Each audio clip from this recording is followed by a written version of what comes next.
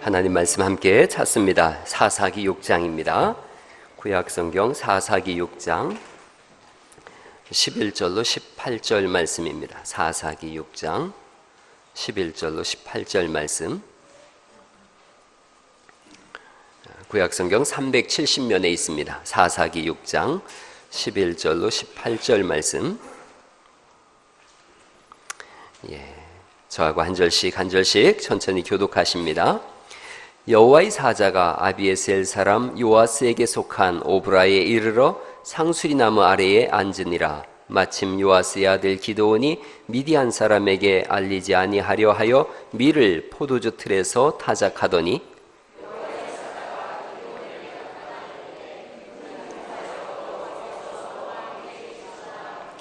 기드온이 그에게 대답하되 오 나의 주여 여호와께서 우리와 함께 계시면 어찌하여 이 모든 일이 우리에게 일어났나이까? 또 우리 조상들이 일찍이 우리에게 이르기를 여호와께서 우리를 애굽에서 올라오게 하신 것이 아니냐 한 그 모든 이적이 어디 있나이까? 이제 여호와께서 우리를 버리사 미디안의 손에 우리를 넘겨주셨나이다 하니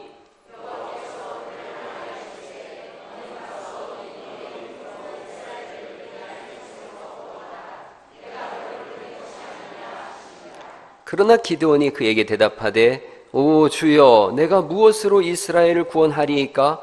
보소서 나의 집은 므낫세 중에 극히 약하고 나는 내 아버지 집에서 가장 작은 자니이다 하니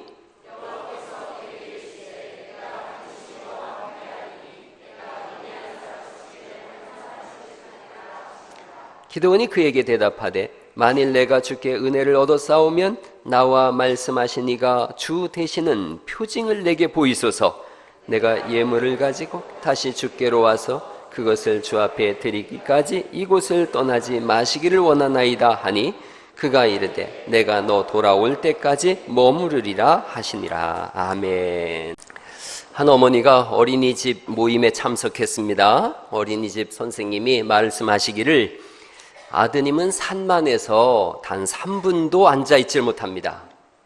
그 어머니가 가슴이 덜컹했어요. 그 어린 아들을 앉혀놓고 말했어요. 선생님이 너를 무척 칭찬하셨어. 의자에 앉아있기를 1분도 못 견디던 네가 이제는 3분까지 견딘다고 하셨네. 이 아이가 기분이 좋았어요. 밥 투정도 하지 않고 밥 2공기를 뚝딱 먹었습니다.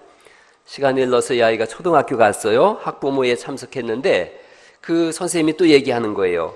아드님은 성적이 몹시 안 좋아요. 검사를 받아보세요. 이 말 들은 엄마가 눈물이 왈칵 쏟아졌어요. 집에 돌아와서 아들 앉혀놓고 얘기하는 거예요. 선생님이 너를 믿고 계시더라. 넌 절대 머리가 나쁜 아이가 아니래. 조금만 더 노력하면 너 21등 하는 네 친구보다 한 등 앞설 수 있겠대. 그렇게 얘기했어요. 아이가 얼굴이 밝아졌어요. 착하고 좀 훨씬 의젓해진 것 같아요.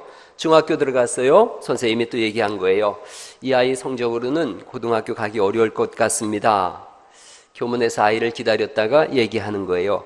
담임 선생님께서 너를 무척 자랑스럽게 생각하시더라. 조금만 노력하면 좋은 고등학교 갈 수 있다고 하셨어. 이 아들이 고등학교를 졸업하고 명문대학을 들어갔어요. 합격 통지서를 받고서 와서 엄마 앞에 엉엉 우는 거예요.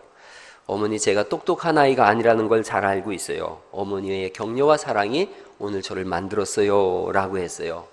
대한민국 최초의 범죄 심리 분석관이라고도 하고 그리고 이제 국회의원 된 표창원 의원의 일화입니다. 한마디의 말이 사람을 얼마나 많이 바꿔놓는가 하는 거예요. 오늘 우리가 읽은 이 말씀을 보면 하나님께서 기드온을 찾아오십니다. 그 당시는 이스라엘 백성들이 범죄하던 시대예요. 범죄가 뭐냐? 우상숭배지요. 하나님 아닌 것을 하나님이라고 믿는 것이 우상숭배였어요. 이들은 또한 하나님의 범위를 제한했어요. 그걸 우상숭배라 그래요. 무슨 말씀이냐면 하나님은 자기들이 유목민이었거든요. 유목민의 신이지 농경신은 아니다 이렇게 생각한 거예요. 그래서 농사의 신인 바알과 아세라를 섬겼어요. 자기가 양칠 때는 하나님을 섬기고 농사질 때는 바알을 섬기고 하나님은 진노하셨어요. 오늘날의 우상숭배도 마찬가지예요. 역사의 주인은 하나님이신 줄 믿습니다. 그런데 우리는 어떻게 생각하느냐 하면 교회 안에서는 하나님이 다스리시고 교회 밖에서는 세상의 법칙이 다스린다고 생각하는 거예요. 하나님은 단지 내가 천국 가는 길에 도움을 주고 천국의 어떤 보험처럼 생각하는 거예요. 여러분, 예수 믿는 것은 보험이 아닌 줄 믿으시기 바랍니다. 무슨 생명보험 들어놓은 것처럼 생각하는 거예요. 아니에요. 하나님은 일터나 학교나 직장이나 사업이나 모든 곳에서의 하나님이신 줄 믿으시기 바랍니다. 이것을 인정하지 않으니까 광야의 약탈자 미디안이 쳐들어온 거예요. 하나님께서 진노하시자 광야의 약탈자 미디안이 메뚜기처럼 쳐들어와서 모든 곡식을 다 가져갔다는 거죠. 이스라엘이 아예 진을 치고서 그들을 약탈하기 시작했어요. 그들이 망하기 직전이에요. 먹을 것이 없어요. 이제 죽어가기 시작해요. 그때 하나님이 기드온을 찾아오세요. 기드온이란 이름 뜻은 잘라내다, 끊다 이런 뜻이에요. 지금 너희가 우상숭배하고 있지? 잘라내야 된다는 거죠. 죄를 탐하고 있지? 잘라내야 된다는 것이지요. 그런 사람 기드온을 찾아내요. 그런데 기드온은 아시다시피 겁장이에요. 밀은 이렇게 바람이 서늘한 곳에서 타작을 해야 마르기도 하고 그러는데 이 사람이 밀폐된 공간, 포도주 틀에서 밀을 타작하고 있어요. 이게 지금 대린구 위에 있는 포도주 틀이에요. 폐쇄된 공간이에요. 이거 거꾸로 온 것을 다 맞으면서도 지금 숨어서 밀을 타작하고 있어요. 미디안이 너무 무서운 거예요. 그런 두려움에 떨고 있는 소심남, 겁쟁이, 이 사람한테 하나님이 찾아오세요. 그래서 첫 마디가 뭐냐? 큰 용사요 하는 거예요. 큰 용사요. 한번 해보세요. 큰 용사요. 예, 겁쟁이한테 큰 용사요. 왜 큰 용사인가 했더니 하나님이 너와 함께 계시도다 그러시는 거예요. 그리고 이제 6장 14절 말씀에 이렇게 되어 있습니다. 14절 말씀에 여호와께서 그를 향하여 이르시되 너는 가서 너의 힘으로 이스라엘을 미디안의 손에서 구원하라. 내가 너를 보낸 것이 아니냐 이렇게 말씀하세요. 가서 이스라엘을 구원해내라. 미디안 사람 치기를 한 사람 치듯 하리라. 큰 용사, 시대의 구원자, 하나님이 보낸 사람, 그가 기드온이라는 거예요. 그래서 이 사람이 실감하지 못해요. 나는 약한 사람입니다. 나는 가장 작은 자입니다. 자신의 가능성이 제로라고 생각하는 거예요. 이 사람은 자기와 함께 하신다고 하신 분이 누군지를 모르는 거예요. 그러자 이제 하나님을 알아가는 공부를 합니다. 그 하나님을 알아가는 공부가 뭐냐? 내게 표징을 보이소서 그래요. 어떤 표징을 보일까? 표징은 영어로 사인이에요. 어떤 사인을 보여줄까? 이 사람이 얘기해요. 내가 염소 한 마리 잡고 떡과 국을 끓여 가지고 와서 바위에 부을 테니 바위에서 불이 나와서 이걸 태운다면 당신이 하나님이요 능력 있는 분임을 내가 믿겠습니다. 왜 이렇게 하느냐면 불의 신은 바알이라고 생각한 거예요. 이 당시 사람들은 바알은 천둥의 신이요 불의 신이라고 생각을 했어요. 그런데 바위에서 불을 낸다면 바알을 이길 수 있는 분이 당신이라는 것이지요. 그래서 염소를 잡아오고 떡을 갖다가 바위에 놓고 국을 붓더니 바위에서 불이 나와서 태웠다라고 성경이 말씀하고 있습니다. 하나님이심을 확인한 거예요. 이 사람이 힘을 얻었어요. 그래서 바알의 제단과 아세라상을 찍어버립니다. 여러분, 이쪽에 있는 것이 바알신이에요. 이 사람들은 이걸 손에다가 이렇게 쥐고 다닙니다. 바알신이에요. 이쪽에 있는 게 아세라신이에요. 바알과 아세라는, 아세라가 바알의 엄마예요. 엄마면서 부인이에요. 여러분, 가슴이 좀 이상하죠? 이 여자 가슴이.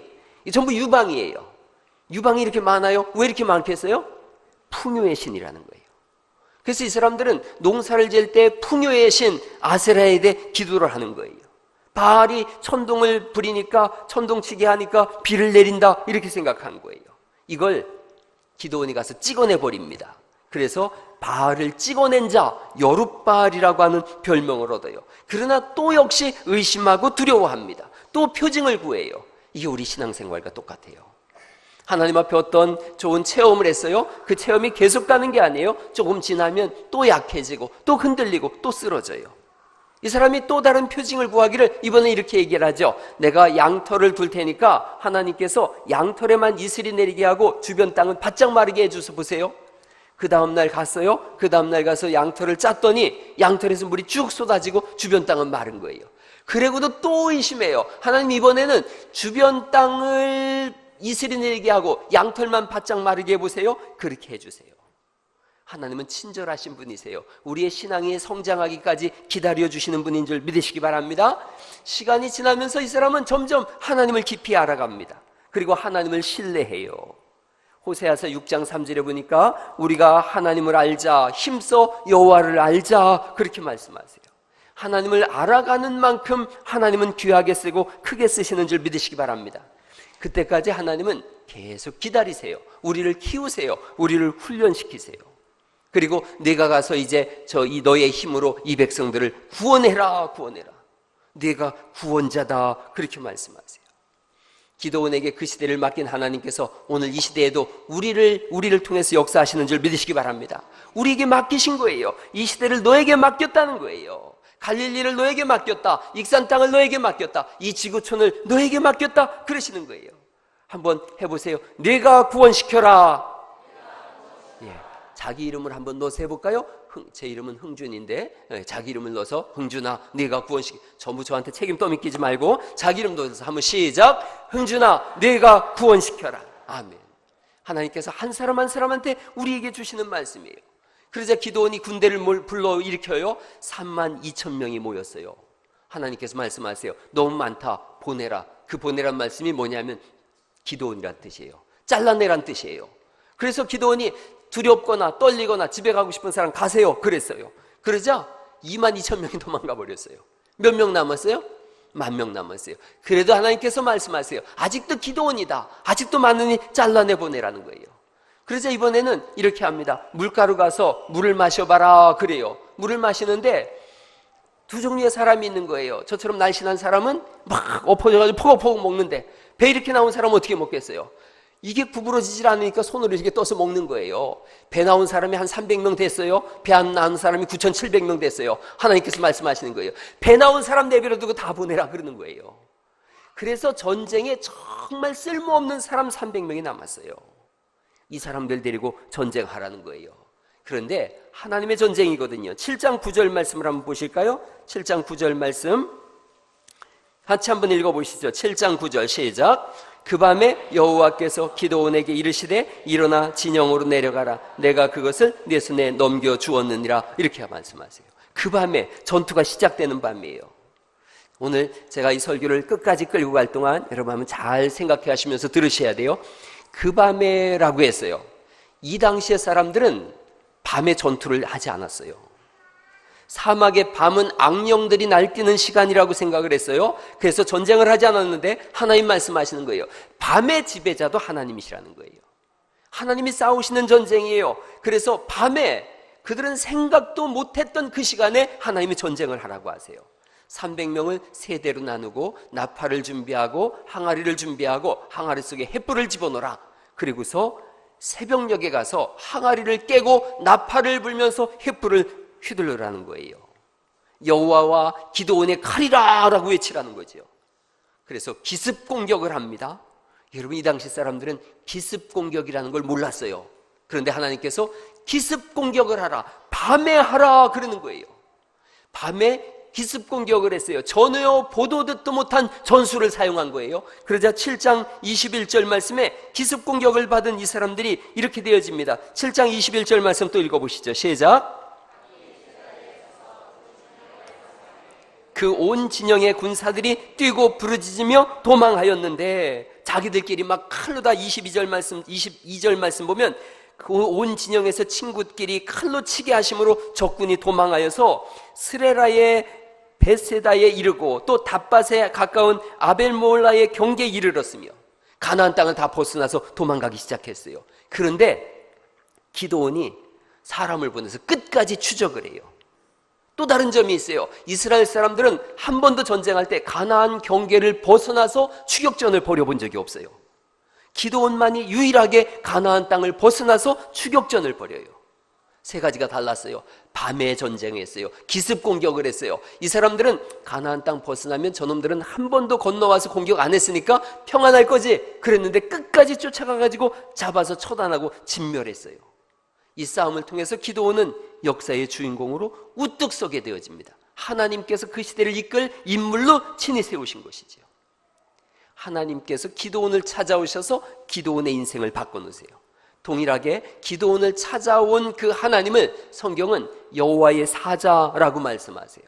여호와의 사자는 신학적으로 예수님을 말씀하세요. 예수님의 별명이 뭐예요? 임마누엘, 우리와 함께 하시는 분인 줄 믿으시기 바랍니다. 요한복음 1장 1절에 예수님에 대해서 이렇게 말씀하세요. 같이 한번 읽어보시죠. 시작. 태초에 말씀이 계시니라. 이 말씀이 하나님과 함께 계셨으니 이 말씀은 곧 하나님이시니라. 그가 태초에 하나님과 함께 계셨고 만물이 그로 말미암아 지은 바 되었으니 지은 것이 하나도 그가 된 것이 아멘. 그가 없이는 된 것이 없다. 말씀으로 다 만물을 천지 만물을 지으신 삼위일체 중에 한 분이신 예수님. 골로새서 1장 16절에 우리와 함께 하시는 예수님이 어떤 분인지를 이렇게 말씀하고 있어요. 또 읽어보시죠. 시작. 만물이 그에게서 창조되되 하늘과 땅에서 보이는 것들과 보이지 않는 것들과 혹은 왕권들이나 주권들이나 통치자들이나 권세들이나 만물이 다 그로 말미암고 그를 위하여 창조되었고 또한 그가 만물보다 먼저 계시고 만물이 그 안에 함께 섰느니라. 우리와 함께 하시는 분은 온 천지 만물을 지으신 분이요 오늘도 그 천지 만물을 주관하고 계신 분인 줄 믿으시기 바랍니다. 그분이 우리에게 오셨다는 거예요. 우리에게 오신 것을 요한복음 1장 14절에는 이렇게 말씀합니다. 또 읽어보시죠. 시작. 말씀이 육신이 되어 우리 가운데 거하심에 우리가 그의 영광을 보니 아버지의 독생자의 영광이요 은혜와 진리가 충만하더라. 그 은혜와 진리와 충만하신 그분이 누군가? 골로새서 2장 2절을 또 읽어보시죠. 시작. 하나님의 비밀인 그리스도 그 안에는 지혜와 지식의 모든 보화가 감춰져 있느니라. 아멘. 그래서 이 예수님을 만난 사람은 누구든지 바뀌는 사람 되는 줄 믿습니다. 절망하고 무섭고 소심남으로 겁쟁이였던 사람들도 예수님 만나자 역사의 주인공으로 바뀌어졌어요. 뱃사람 시몬에게 예수님이 만나셨어요. 그리고 말씀을 하시는 거예요. 너는 베드로다. 반석이라는 거예요. 내가 내 위에 교회를 세우겠다. 음부의 권세가 너를 이기지 못하리라. 음부의 권세가 이기지 못하리라는 말의 이 뜻은 지옥의 대문이 너 때문에 완전히 무너질 거라는 거예요. 그렇게 주님을 만나자 이 사람은 끝내 하루에 3,000명, 5,000명을 회개시키는 하나님의 사람이 된 줄 믿습니다. 예수님 안에 모든 것이 있음을 믿으시기 바랍니다. 한 분 옆 사람한테 알려주세요. 예수님께 모든 것이 있습니다. 주님 안에서 모든 것이 다 준비되는 거예요. 우리가 사경회를 준비하고 있어요. 성경 쓰기를 하고 있어요. 여러분들이 부모님들이 먼저 본을 보이시면서 예수님 믿는 본을 보일 수 있기를 간절히 축원합니다.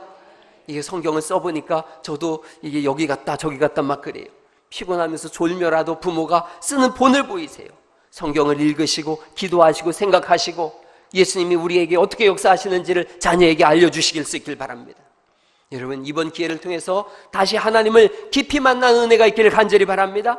다시 복음 앞에 서야 되는 거예요. 다시 십자가의 길을 걷는 거지요. 다시 예수님을 붙잡는 것이지요. 예수님 앞에 설 때에 소심남이었던 기도원이 하나님의 사람이 된 것처럼 우리가 다시 복음 앞에 설 때에 시대를 이끌어갈 믿음의 백성 되는 줄 믿으시기 바랍니다. 말로만이 아닌 행동으로 한번 다시 복음 앞에 서보자는 거예요. 주님 만난 그날을 다시 생각해보자는 거죠. 다시 첫사랑으로 돌아가고 예수님 만나서 정말 너무 좋아서 벌벌 떨면서 가슴 뛰던 그 감격이 회복될 수 있기를 간절히 축원합니다. 그런 찬송이 있어요. 다시 복음 앞에라는 찬송이 있는데 이 찬송 한번 같이 한번 불러보시죠. 다시 복음 앞에라는 거예요. 많은 이들 말하고 많은 이들 노래는 하지만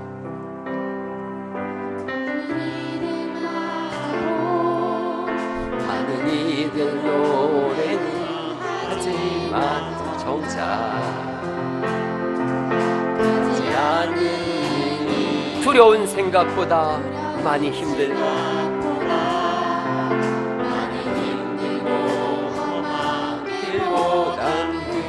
말로만 가려기에 점점 멀어져만 가네.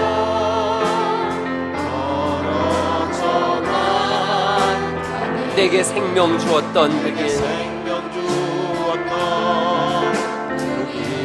점점 이용하려 하네.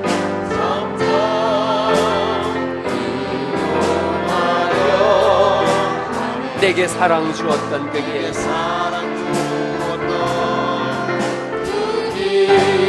다시 복음 앞에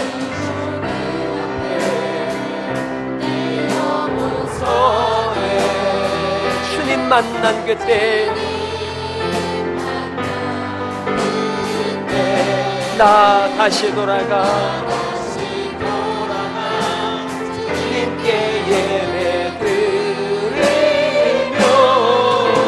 십자가의 길 걸으며 할렐루야. 다시 예수님 앞에 세움받는 은혜가 있기를 간절히 축원합니다. 기도원 시대와 같은 시대를 우리가 살아가고 있어요. 미디안이 쳐들어온 거예요. 교회 안에서만 주님을 부르고 있고 하나님의 능력이 교회 밖에서도 역사하고 있다는 걸 모르는 거예요. 낮에만 싸워야 하는 줄 알고 새로운 전술을 사용하지 않는 거예요. 세상은 변하고 시대는 바뀌었는데 교회만 19세기의 틀 속에 머물러 있는 거예요. 심지어 우리들의 자녀들조차 경쟁력이 전혀 없는 아이들로 길러내고 있더라는 거죠. 우리 사회가 그렇고 우리 가정들이 그래요. 하나님은 준비하라고 하세요.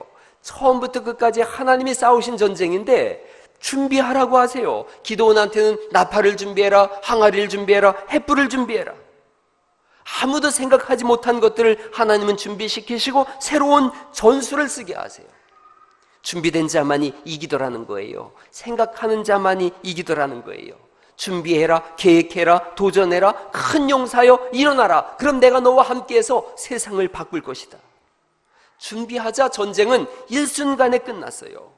처음부터 끝까지 하나님이 치르신 전쟁인데 준비는 우리 보고 하라고 하세요.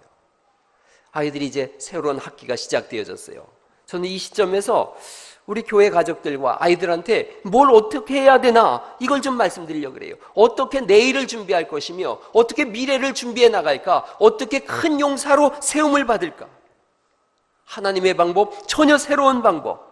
밤에 전투를 하는 방법, 새벽에 기습 공격을 하는 방법, 가나안을 넘어서까지 전쟁하는 방법. 300명이면 충분하다고 하는 이 전쟁. 미디안은 상상도 못했던 전술. 처음부터 끝까지 전쟁의 상식을 다 벗어난 것. 어떻게 이 시대에 우리가 대처해야 될 것인가. 지금을 지식 폭발의 시대라 그럽니다. 지식 폭발의 시대. 명견만리라는 책을 한번 읽어봤습니다. 대통령이 휴가 중에 읽고서 추천한 책이래요. 여러분 꼭 한번 사서 읽어볼 수 있는 그런 가치 있는 책입니다. 이 책 내용 중에 미래학자 버크민스터라고 하는 사람이 지식 2배 증가 곡선이라는 걸 만들었어요. 지식 2배 증가 곡선.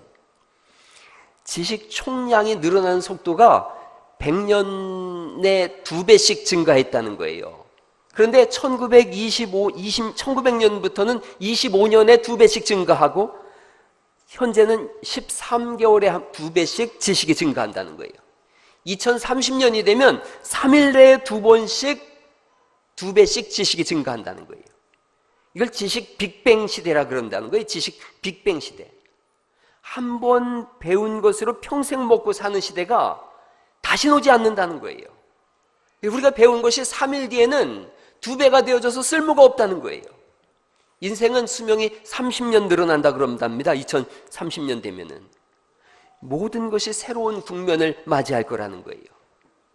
여러분 많이 들어보셨을 거예요. 미래학자 엘빈 토플러가 몇 년 전에 한국에 와서 이런 얘기했어요. 한국 학생들은 학교와 학원에서 미래에 필요하지도 않은 지식과 존재하지도 않을 직업을 위해서 하루에 15시간씩 낭비하고 있다. 제가 뭐 학교가 나쁘다 이런 얘기를 하려고 하는 게 아니에요. 다른 방법, 다른 대안을 기도원에게 말씀하셨던 큰 용사로 세우는 다른 방법이 필요하다는 거예요.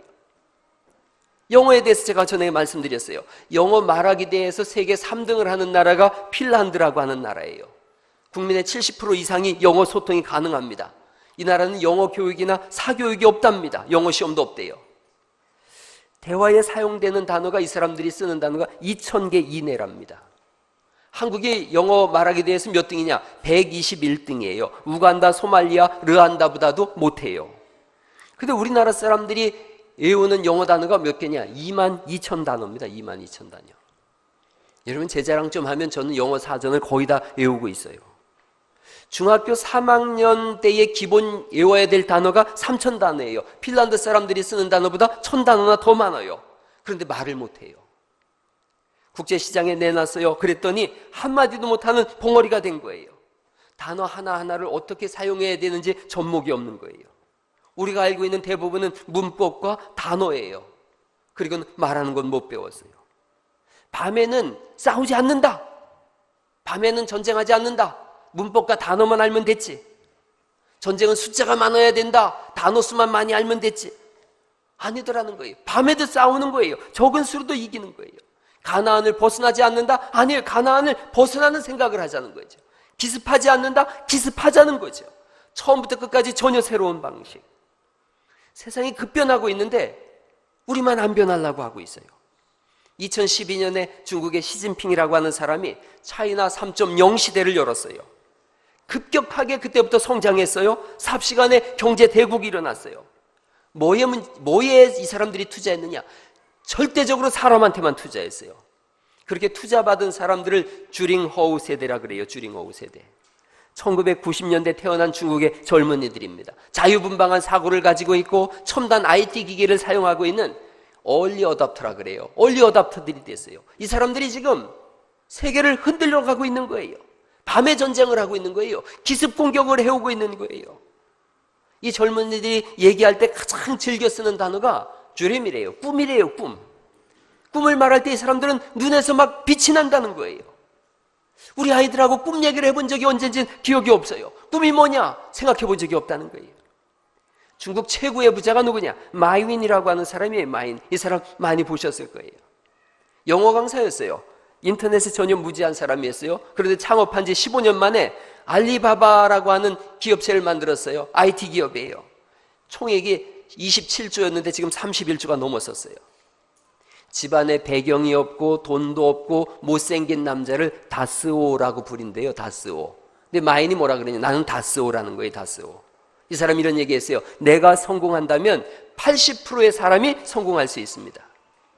왜 이 사람 성공했나? 다른 방법, 다른 방식을 택한 거예요.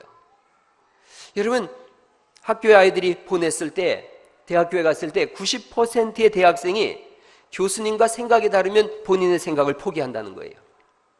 우리 집에도 예를 들면 우리 집에 두 아이가 같이 대학을 들어갔어요. 그런데 한 아이는 학점이 높고 한 아이는 학점이 낮아요. 누구라고 굳이 얘기를 제가 안 할 거예요. 학점이 높은 아이가 이렇게 얘기했어요. 우리 아이가 아빠 되게 쉬워요. 교수님이 말씀하시는 거 그냥 그대로 외워서 적기만 하면 학점 잘 나오던데요. 학점이 잘 안 나오는 녀석이 말했어요. 어려워요. 교수님하고 저하고 생각이 너무 달라요. 제 생각대로 썼더니 학점이 안 나왔어요. 제가 뭐라 그랬겠어요? 그래도 교수님 눈치를 좀 봐줘라 그랬어요. 대학까지 가서도 받아 적고 암기하라고 하고 있는 거예요. 우리 교육의 현실이에요. 여러분, 2015년에 영어 문제를 외국에서 유학 온 영어권에 있는 학생들한테 풀게 했어요. 2문제 풀게 했어요. 대부분의 학생이 다 틀렸어요. 그러면서 한국의 영어 시험 너무 어려워요 그랬어요. 우리 학생들은 다 맞았는데 말은 한마디도 못하면서. 최승호 시인이 있어요. 아마존 수족관이라고 하는 시를 썼는데 이것을 대입 수능의 수능 문제로다가 냈어요. 그리고 최승호 시인한테 풀게 했어요. 2문제 냈는데 최승호 시인이 2문제 다 맞았을까요? 틀렸을까요? 본인이 쓴 시인데 2문제 다 틀렸어요. 자기 시를 그렇게 생각할 줄은 꿈에도 몰랐다는 거예요. 본인이. 근데 학생들은 다 맞아요. 암기하고 또 암기해서 그래요. 그게 대학의 현실이에요. 피터 드러커가 얘기했어요. 2020년대에 대학의 캠퍼스가 사라질 거다. 대학 캠퍼스에 미래학자 토마스 프레어가 얘기했어요. 20년대에 대학의 절반이 문을 닫을 거다. 20억 개의 일자리가 사라질 거다. 2030년에는. 여기에 우리 아이들이 방치되어져 있어요. 여러분, 이런 얘기 3, 15, 19라고 하는 숫자가 있어요. 이게 뭐냐면 우리 아이들이 살아갈 시대에 일생 동안 3개 이상의 영역에서 5개 이상의 직장을 가질 거고 19개의 서로 다른 직무와 접해서 이걸 경험하게 될 거라는 거예요. 한 가지 직장을 가지고 평생을 살던 시대는 사라졌다는 거예요. 기드온한테 하나님이 전혀 새로운 방식을 요구하듯이 이 시대가 우리에게 전혀 새로운 방식을 요구하고 있어요. 고등학교를 졸업할 때는 또 대학의 문을 나올 때는 그냥 문 하나만 열면 들어가서 평생을 살 수 있는 열쇠를 줬는데 지금은 아니라는 거예요. 마스터키를 줘야 된다는 거예요. 어떤 문이든 열 수 있는 열쇠를 가져야 된다는 거예요. 전술과 전략의 변화가 와야 하나님이 쓰시는 큰 용사로 준비될 수 있다는 겁니다. 전혀 새로운 방식. 미국의 세인트 존슨 대학이 있습니다. 세인트 존스 대학. 미국에서 세 번째로 오래된 대학이에요. 전교생이 400명이에요. 이 대학은 4년 내내 100권의 고전을 읽는 것이 수업의 전부예요. 다른 수업이 없어요. 100권의 책을 읽고 토론하는 거예요. 테이블에 둘러앉아서 학생들이 책을 읽은 것에 대해서 밤새 토론을 해요. 안 끝나면 새벽까지 토론해요. 그 다음까지 잠 한숨 안 자고 토론해요. 수업이 끝났음에도 불구하고. 특별한 전공이 없어요. 그렇게 졸업하지만 법, 금융, 예술, 과학 등 다양한 분야에서 이들이 머리 역할을 하고 있어요. 브레인 역할을 하고 있어요. 우리나라 대학 진학률 80%, 취업률은 OECD 국가 중에서 꼴찌입니다. 대학생들의 75%가 대학을 진학한 것을 후회한다, 그렇게 얘기했어요. 얼마나 많이 아는가 보다는 세상의 변화를 읽어서 필요할 때 원하는 지식을 찾아내고 활용할 수 있는 능력이 더 중요한 시대를 살아가고 있어요. 새로운 학기가 시작되었었어요. 우리 초등학생, 중학생, 고등학생, 대학생들 지금 게임에 몰두할 때가 아니에요. 노래방에 전전할 때가 아니에요. 지금 그냥 들로 산으로 정신없이 즐기자 그럴 때가 아니에요. 멍하니 텔레비전 앞에 앉아있을 때가 아니에요. 그저 이류 삼류되는 잡지나 읽고 있을 때가 아니라는 거예요. 소설이나 탐닉하고 있을 때가 아니라는 거예요. 지금은 생각해야 될 때예요. 준비해야 될 때예요. 새로운 문화와 새로운 세상과 만날 준비를 해야 될 때예요. 세상을 읽고 대안을 세워야 할 때예요. 어른들도 마찬가지예요. 그저 전직 대통령처럼 텔레비전 앞에 앉아가지고 하품만 하고 있을 때가 아니라는 거예요. 지금은 생각해야 될 때고 준비해야 될 때고 기도해야 될 때가 지금인 줄 믿으시기 바랍니다. 세상이 바뀌었어요. 저도 계속 PT를 준비하고 있어요. 왜 PT를 준비하는가? 이거 하는 거 시간 오래 걸려요. 그런데 생각하는 거예요. 아이들이 있거든요. 아이들이 있어서 PT를 나중에 이 아이들이 할 때 어떻게 할지 제가 본을 보여주고 싶은 거예요. 시대가 변했기 때문에 그래요. 이사갈 지파가 있었어요. 이사갈 지파. 신명기 33장에 모세가 이사갈 지파를 향해서 뭐라고 말을 하냐면 너희는 장막에 있음을 즐거워하라. 장막에 있다는 게 뭐예요? 텐트 안에 있다는 거예요. 책상에 앉아 있다는 거예요. 연구한다는 거예요. 율법을 준비하고 있다는 거예요. 이들은 계획하고 연구하는 사람들이었어요. 철저히 다음 세대를 위해서 준비하는 사람들이었어요. 이사갈 지파의 그 자기 보석이 뭐냐면 토파즈라고 하는 보석이에요. 토파즈라는 말의 히브리어는 찾고 또 찾는 사람들, 연구하고 또 연구하는 사람들이에요. 이들은 끊임없이 연구하고 찾는 사람들이었어요. 다윗 시대가 열렸어요. 그러자 이사갈 지파에서 그 시대를 이끌어갈 인물 200명이 뛰쳐나왔어요. 역대상 12장에 이런 말씀이 있습니다. 이사갈 자손 중에서 시세를 알고 이스라엘이 마땅히 행할 것을 아는 우두머리가 200명이니 그들은 모든 형제를 통솔하는 자며. 시세를 안다는 게 뭐냐? 그 시대의 흐름을 이해하고 있다는 거예요. 그 밑에 있는 글자 같이 한번 읽어보시죠. 시작. 갈릴리 자손 중에서 시세를 알고 대한민국이 마땅히 행할 것을 아는 우두머리들이 쏟아져 나올 수 있기를 예수님의 이름으로 축원합니다. 이런 사람들을 배출해내는 것이 교회의 사명인 거예요. 교회 안에 그냥 모여서 예배하고 기도하고 끝. 교회 밖에 나가서는 세상 사람들하고 똑같이 산다. 이게 아니에요. 세상을 바꿀 영향력 있는 사람들을 여기서 배출해낼 수 있길 간절히 바라고 여러분들이 그런 사람들 될 수 있기를 축원합니다. 제가 도산 안창호 선생의 글을 좋아한다 그랬어요. 사람이 없다고 인재가 없다고 한탄하는 그대가 왜 인재될 공부를 하지 않느냐 이거예요. 여러분 우리가 인재될 공부를 할 수 있기를 간절히 바랍니다. 나는 할 수 없는데요. 나는 다 쓰온데요. 하나님 아니라고 말씀하는 거예요. 기도원이 나는 겁쟁인데요. 나는 소심남인데요. 하나님이 아니라는 거예요. 찾아오셔서 큰 용사다. 내가 너와 함께 할 테니 너는 준비만 하라는 거예요. 가장 큰 용사가 됐고 시대의 구원자가 됐어요. 오늘 예수님이 동일하게 예배 속에 우리에게 찾아오신 거예요. 내가 너와 함께 할게. 너는 큰 용사야. 너를 통해서 이 시대가 살 것이다. 할렐루야. 하나님 안에서 꿈을 꾸세요. 지혜의 보고이신 예수님 안에서 미래를 계획하세요. 새로운 사고를 하시고 새로운 기획을 하세요. 하나님 나라를 위하여 멋있게 쓰임받는 사람들이 될 수 있길 바랍니다. 그리스도인들이 얼마나 능력 있는 사람들인지를 여러분들이 증명해내실 수 있길 바랍니다.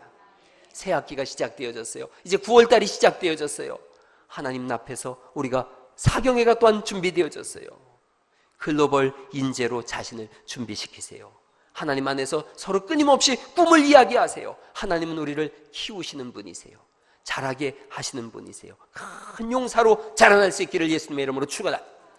요약을 같이 한번 읽어보시죠.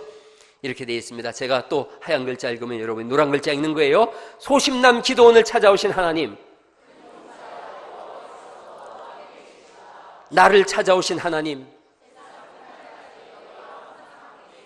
그 밑에 같이 읽어보시죠. 시작. 일어나라 주의 백성 빛을 발하라. 아멘. 우리